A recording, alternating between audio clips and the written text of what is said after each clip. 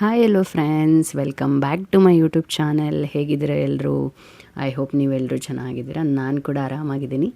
ಬನ್ನಿ ನಾವು ಇವತ್ತಿನ ವಿಡಿಯೋ ಏನಂತೇಳಿ ತಿಳ್ಕೊಳ್ಳೋಣ. ಸೊ ಫ್ರೆಂಡ್ಸ್, ನಿಮ್ಗೆ ಇವಾಗ ಆಲ್ರೆಡಿ ತಮ್ನೇಲ್ ನೋಡಿ ಗೊತ್ತಾಗಿರುತ್ತೆ. ನಾನು ಇವತ್ತು third trimester of pregnancy symptoms ಬಗ್ಗೆ ಮಾತಾಡ್ತಾ ಇದ್ದೀನಿ. ಸೊ ಥರ್ಡ್ ಟ್ರೈಮಾಸ್ಟರಲ್ಲಿ ಏನೇನೆಲ್ಲ ಚೇಂಜಸ್ ಆಗುತ್ತೆ, ತಾಯಿನಲ್ಲಿ ಏನು ಚೇಂಜಸ್ ಆಗುತ್ತೆ, ಮತ್ತು ಬೇಬಿನಲ್ಲಿ ಏನೇನು ಗ್ರೋತ್ ಆಗುತ್ತೆ, ನೀವು ಎಷ್ಟು ಫ್ರೀಕ್ವೆಂಟಾಗಿ ಡಾಕ್ಟರ್ನ ಕನ್ಸಲ್ಟ್ ಮಾಡಬೇಕು, ಮತ್ತು ಯಾವುದ್ಯಾವುದು ಇಂಪಾರ್ಟೆಂಟ್ ಸ್ಕ್ಯಾನ್ಸ್ ಇರುತ್ತೆ, ನೀವು ಹಾಸ್ಪಿಟಲ್ ಬ್ಯಾಗ್ನ ಯಾವಾಗ ಪ್ಯಾಕ್ ಮಾಡ್ಕೋಬೇಕು, ಇದೆಲ್ಲದಕ್ಕೂ ಈ ವಿಡಿಯೋದಲ್ಲಿ ನಾವು ಡೀಟೇಲಾಗಿ ತಿಳ್ಕೊಳ್ಳೋಣ. ಸೊ ತಡ ಮಾಡದೆ ವಿಡಿಯೋನ ಸ್ಟಾರ್ಟ್ ಮಾಡೋಣ. ಅದಕ್ಕೂ ಮುಂಚೆ ಇನ್ನೂ ಯಾರ್ಯಾರು ನನ್ನ ಚಾನಲ್ಗೆ ಸಬ್ಸ್ಕ್ರೈಬ್ ಆಗದೆ ವಿಡಿಯೋನ ನೋಡ್ತಾ ಇದ್ದೀರಾ, ಪ್ಲೀಸ್ ಸಬ್ಸ್ಕ್ರೈಬ್ ಮಾಡಿಕೊಡಿ. ನಿಮ್ಮ ಸಪೋರ್ಟ್ ತುಂಬಾ ಮುಖ್ಯ. ಸೊ ಇದೊಂಥರ ನಮಗೆ ಮೋಟಿವೇಶನ್ ಕೊಡುತ್ತೆ ಇನ್ನೂ ಹೆಚ್ಚೆಚ್ಚು ಒಳ್ಳೊಳ್ಳೆ ರೀತಿ ಕಂಟೆಂಟ್ಸ್ನ ನಿಮ್ಮ ಮುಂದೆ ತರಲಿಕ್ಕೆ. ಸೊ ಓಕೆ, ಥರ್ಡ್ ಟ್ರೈಮೆಸ್ಟರ್ ಅಂತ ಅಂದರೆ ಏನು, ಯಾವ ವೀಕ್ಸ್ನ ಥರ್ಡ್ ಟ್ರೈಮೆಸ್ಟರ್ ಆಫ್ ಪ್ರೆಗ್ನೆನ್ಸಿ ಅಂತ ಕರೀತಾರೆ ಅಂತ ಅಂದರೆ 28 to 40 ವೀಕ್ಸ್ ಆಫ್ ಪ್ರೆಗ್ನೆನ್ಸಿನ. ಸೊ ಅಪ್ ಟು 28 ವೀಕ್ಸ್ ನಿಮ್ಮದು ಸೆಕೆಂಡ್ ಟ್ರೈಮಾಸ್ಟರ್ ಅಂತ ಕರೀತಾರೆ. 28 ಕಂಪ್ಲೀಟ್ ಆಗಿ 29th ವೀಕಿಂದ ನೀವು until your delivery it is considered as a third trimester of pregnancy. Congratulations to all the beautiful mamas for entering the final stage of pregnancy. So ನೀವು ಇನ್ನೊಂದು 2-3 ಮಂತ್ಸಲ್ಲೇ ನಿಮ್ಮ ಬೇಬಿನ ನೋಡ್ತೀರಾ, ನಿಮ್ಮ ಬೇಬಿ ನಿಮ್ಮ ಜೊತೆ ಇರುತ್ತೆ.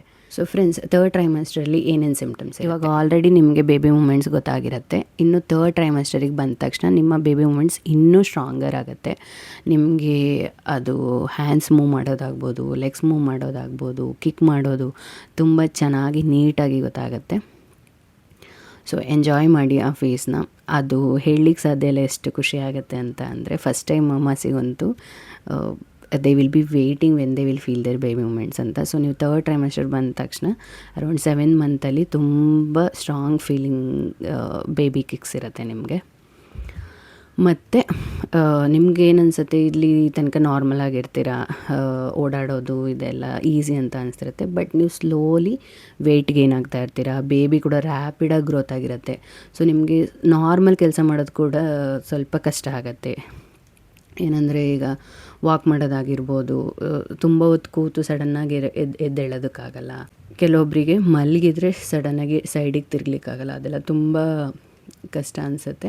So which is common. ಯಾಕಂದರೆ ನಿಮ್ಮ ಬೇಬಿ ಬಮ್ ತುಂಬ ದೊಡ್ಡದಾಗ್ತಿರೋದ್ರಿಂದ ನಿಮ್ಮ ಲಂಗ್ಸ್ ಎಲ್ಲ ಬ್ಯಾಕ್ ಸೈಡಿಗೆ ಪುಷ್ ಆಗುತ್ತೆ, ಮತ್ತು ನಿಮಗೆ ಪೆಲ್ವಿಕ್ ಪ್ರೆಷರ್ ಜಾಸ್ತಿ ಆಗುತ್ತೆ.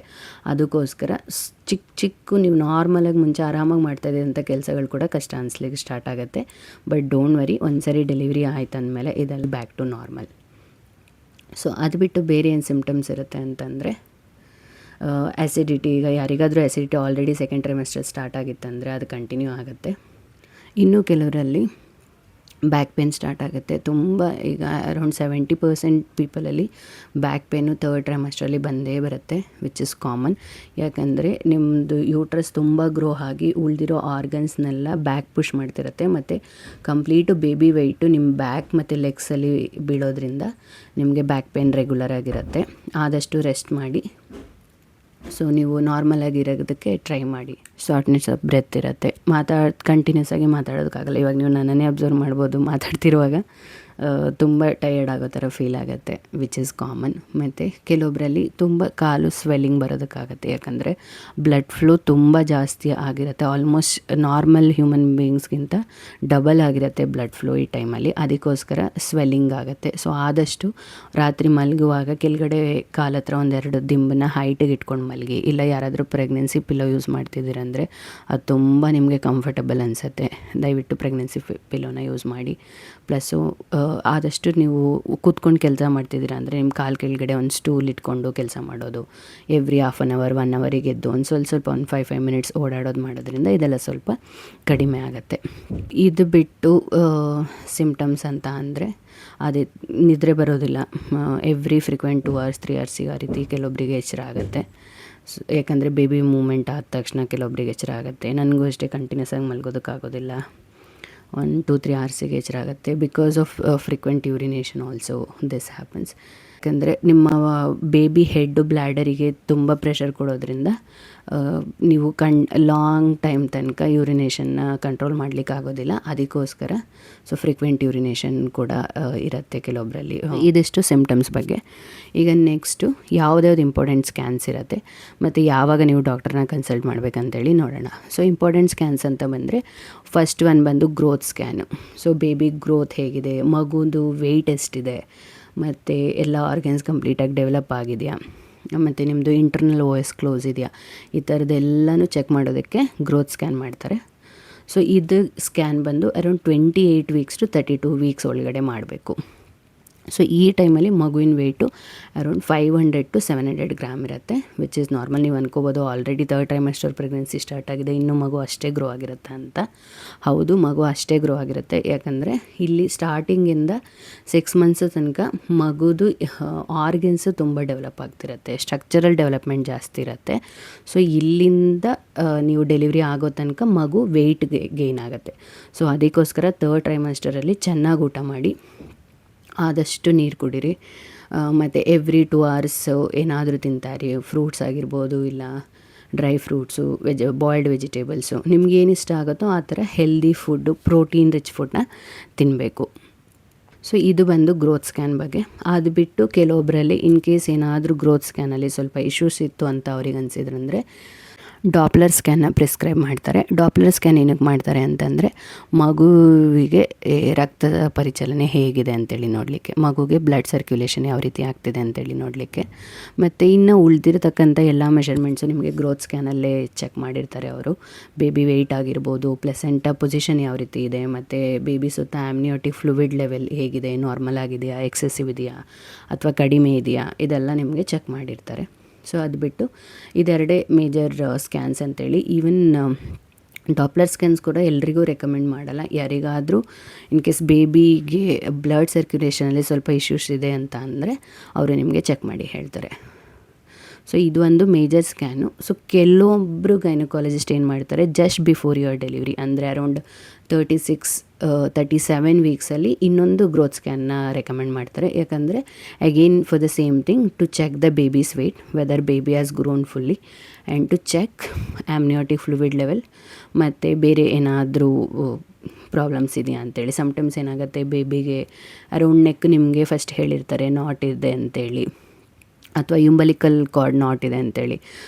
ಆ ಥರ ಏನಾದರೂ ಇತ್ತಂದರೆ ಅವ್ರು ಇನ್ನೊಂದು ಸ್ಕ್ಯಾನ್ನ ರೆಕಮೆಂಡ್ ಮಾಡ್ತಾರೆ. ಏನಂದರೆ ಅದರಲ್ಲಿ ಏನಾದರೂ ಪ್ರಾಬ್ಲಮ್ ಆಗಿದೆಯಾ, ಅದು ನಾಟು ಟೈಟ್ ಆಗೋದಾಗಿರ್ಬೋದು, ಅಥವಾ ಅದು ರಿಮೂವ್ ಆಗಿರೋದಾಗಿರ್ಬೋದು, ಮತ್ತು ಮೇಯ್ನ್ಲಿ ಆಮ್ನಿಯೋಟಿಕ್ ಫ್ಲೂಯಿಡ್ ಲೆವೆಲ್ ಏನಿದೆ, ಎಷ್ಟಿದೆ ಅಂತೇಳಿ ಚೆಕ್ ಮಾಡಲಿಕ್ಕೆ ನಿಮಗೆ ಅರೌಂಡ್ 8th ಮಂತ್ ಕಂಪ್ಲೀಟಾಗಿ 9th ಮಂತ್ ಸ್ಟಾರ್ಟ್ ಆಗೋ ಟೈಮಲ್ಲಿ ಅರೌಂಡ್ 36 to 38 ವೀಕ್ಸ್ ಇನ್ನೊಂದು ಸರಿ ಕೂಡ ರೆಕಮೆಂಡ್ ಮಾಡ್ಬೋದು. ನಿಮ್ಮ ಗೈನಕಾಲಜಿಸ್ಟ್ ಹೇಳಿದ್ದಾರೆ ಅಂದರೆ ಬೆಟರ್ ನೀವು 1 more ಸ್ಕ್ಯಾನ್ ಮಾಡಿಸೋದು. ಇದಿಷ್ಟೇ ಸ್ಕ್ಯಾನು. ಇನ್ನು ಡಾಕ್ಟರ್ ಕನ್ಸಲ್ಟೇಷನ್ ಅಂತ ಬಂದರೆ ನಿಮಗೆ ಇಲ್ಲಿ ತನಕ ನೀವು ಮಂತ್ಲಿ ಹೋಗಿ ಕನ್ಸಲ್ಟ್ ಮಾಡ್ತಾ ಇದ್ದೀರಾ.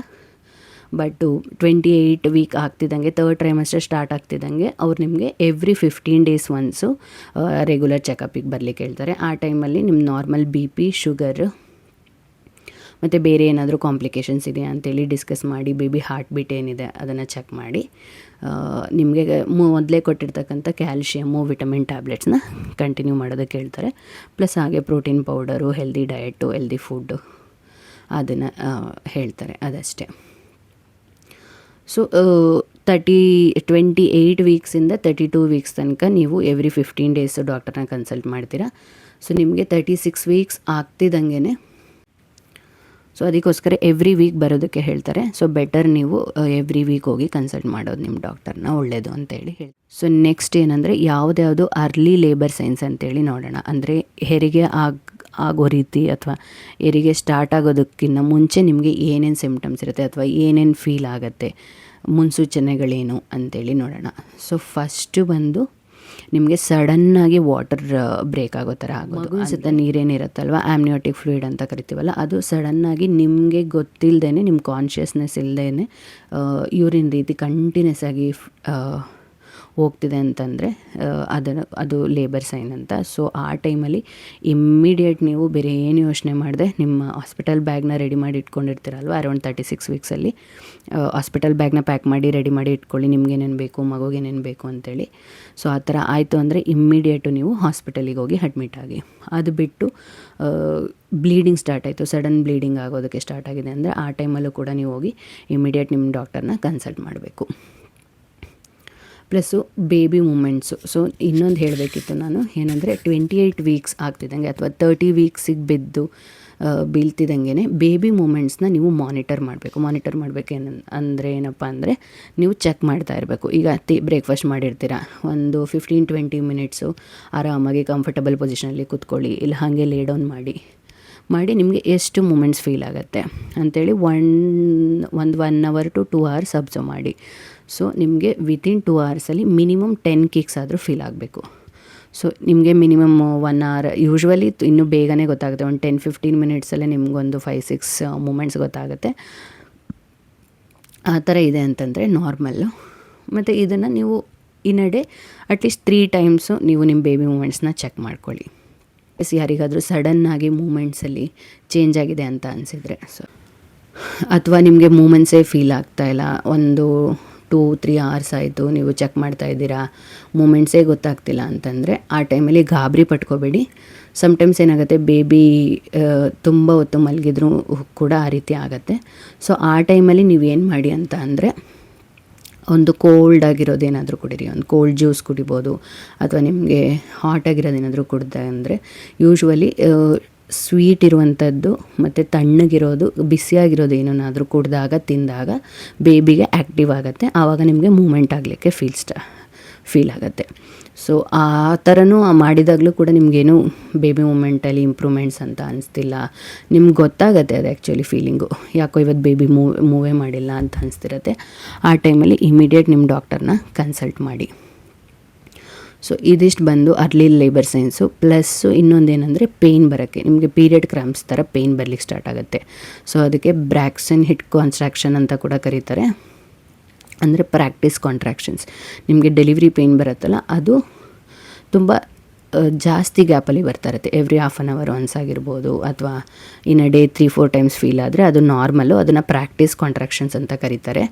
ಬಟ್ ನಿಮಗೆ ಪೇಯ್ನ್ ಬಂದು ಈಗ ಪೀರಿಯಡ್ ಕ್ರಾಂಪ್ಸ್ ಥರ ಒಂದು ಕಂಟಿನ್ಯೂಸ್ ಆಗಿ ಒಂದು 5 ಟೈಮ್ಸ್ ಬರುತ್ತೆ, ಸ್ವಲ್ಪ ಬ್ರೇಕ್ ಆಗುತ್ತೆ. ಇಲ್ಲ ಕಂಟಿನ್ಯೂಸ್ ಆಗಿ ನಿಮ್ಗೆ 1 ಮಿನಿಟ್ ಪೇಯ್ನ್ ಬರ್ತಾಯಿದೆ, ಮತ್ತು ನೀವು ನಾರ್ಮಲ್ ಆಗ್ತಾಯಿದ್ರೆ ಒಂದು 5 ಮಿನಿಟ್ಸ್ 10 ಮಿನಿಟ್ಸ್ ಏನೂ ಇಲ್ಲ, ಮತ್ತೆ ಬರ್ತಾಯಿದೆ ಅಂತಂದರೆ so you are in active labour. So ಆ ಟೈಮಲ್ಲಿ ಕೂಡ ನೀವು ಇಮಿಡಿಯೇಟ್ ಹೋಗಿ ಡಾಕ್ಟರ್ನ ಕನ್ಸಲ್ಟ್ ಮಾಡೋದು ಒಳ್ಳೆಯದು, ಅಥವಾ ಡೈರೆಕ್ಟ್ ನೀವು ಯಾವ ಹಾಸ್ಪಿಟಲ್ ಚೂಸ್ ಮಾಡಿರ್ತೀರ ಬೆಟರ್ ಅಲ್ಲಿ ಹೋಗಿ ಅಡ್ಮಿಟ್ ಆಗಿ.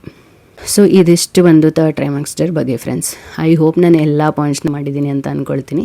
ಸೊ ಇದನ್ನು ಬಿಟ್ಟು ನಿಮಗೆ ಬೇರೆ ಇನ್ನೂ ಏನಾದರೂ ಡೌಟ್ಸ್ ಇತ್ತು ಅಂದರೆ ನನಗೆ ಕಮೆಂಟ್ ಸೆಕ್ಷನಲ್ಲಿ ಕಮೆಂಟ್ ಮಾಡಿ ತಿಳಿಸಿ, ನಾನು ಖಂಡಿತ ರೆಸ್ಪಾಂಡ್ ಮಾಡ್ತೀನಿ. ಸೊ ಭಯ ಪಟ್ಕೋಬೇಡಿ, ಡೆಲಿವರಿ ಹತ್ರ ಬರ್ತಿದೆ ಅಂತೇಳಿ, ಇದೆಲ್ಲ ಆಗಲೇಬೇಕಾಗಿರೋದು. ಸೊ ಆರಾಮಾಗಿರಿ, ಖುಷಿಯಾಗಿರಿ. ಆದಷ್ಟು ಬೇಗ 36 ವೀಕ್ಸ್ ಆಗ್ತಿದ್ದಂಗೆ ನಿಮ್ಮ ಹಾಸ್ಪಿಟಲ್ ಬ್ಯಾಗ್ನ ರೆಡಿ ಮಾಡಿ ಇಟ್ಕೊಳ್ಳಿ, ಪಾಸಿಟಿವ್ ಆಗಿರಿ. ಸೊ ಐ ಹೋಪ್ ಎಲ್ಲನೂ ನಾರ್ಮಲಾಗಿ ಆಗುತ್ತೆ. And I wish you all the mamas healthy and happy delivery and healthy baby. So ಮುಂದಿನ ವಿಡಿಯೋದಲ್ಲಿ ನಾನು ಹಾಸ್ಪಿಟಲ್ ಬ್ಯಾಗ್ ಪ್ಯಾಕ್ ಮಾಡೋದು ಮತ್ತು ಬೇಬಿದು ಏನೇನು ಎಸೆನ್ಷಿಯಲ್ಸ್ ಬೇಕು ನೀವು ಹಾಸ್ಪಿಟಲ್ಗೆ ಹೋಗ್ತಿದ್ದೀರ ಅಂದರೆ ಮಗುಗೆ ಪ್ಲಸ್ಸು ನಿಮಗೆ ತಾಯಿಗೆ ಬೇಕಾಗಿರ್ತಕ್ಕಂಥ ವಸ್ತುಗಳೇನೇನು ನೀವು ಏನೇನು ಪ್ಯಾಕ್ ಮಾಡಿ ರೆಡಿ ಮಾಡಿ ಇಟ್ಕೊಳ್ಬೇಕು ಅಂತೇಳಿ ವಿಡಿಯೋ ಮಾಡ್ತೀನಿ, ಆ ವಿಡಿಯೋನ ನೋಡಿ. ಸೊ ಇದಿಷ್ಟು ಇವತ್ತಿನ ವಿಡಿಯೋ ಫ್ರೆಂಡ್ಸ್. ನಿಮಗೆ ಇಷ್ಟ ಆಗಿದೆ ಅಂತ ತಿಳ್ಕೊತೀನಿ. ಇಷ್ಟ ಆಗಿದರೆ ಪ್ಲೀಸ್ ಲೈಕ್ ಮಾಡಿ, ಶೇರ್ ಮಾಡಿ ಮತ್ತು ಕಮೆಂಟ್ ಮಾಡಿ. ಇನ್ನೂ ಯಾರ್ಯಾರು ನನ್ನ ವೀಡಿಯೋನ ಸಬ್ಸ್ಕ್ರೈಬ್ ಮಾಡ್ಕೊಳ್ದೆ ನೋಡ್ತಾ ಇದ್ದೀರಾ ಪ್ಲೀಸ್ ಸಬ್ಸ್ಕ್ರೈಬ್ ಮಾಡಿ ಅಂತ ಹೇಳ್ತಾ ಈ ವಿಡಿಯೋನ ಮುಗಿಸ್ತಾ ಇದ್ದೀನಿ. ಮುಂದಿನ ವಿಡಿಯೋದಲ್ಲಿ ಸಿಗ್ತೀನಿ. ಅಲ್ಲಿ ತನಕ ಎಲ್ರಿಗೂ ನಮಸ್ಕಾರ, ಬಾಯ್ ಬಾಯ್.